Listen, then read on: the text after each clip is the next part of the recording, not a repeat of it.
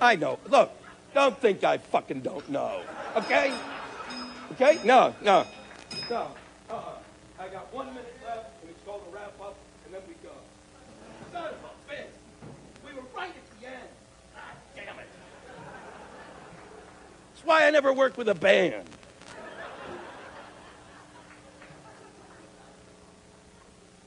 But none of this would have happened if these people had humor. Because nobody could have stood in front of them and said to them, if you kill yourself in the name of Allah and take the infidel with you, when you go to heaven, you'll be met by 72 virgins. No one could have said that because everybody in the room would have known that's the punchline to a joke. It's always nice to be back in my home.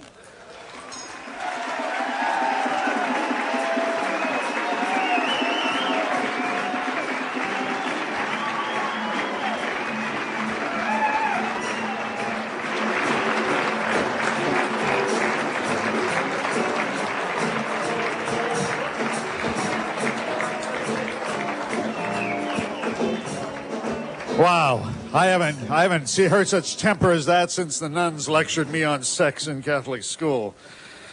Well, C-SPAN, everybody else, you can turn your cameras back on now. We have a few more competitors here.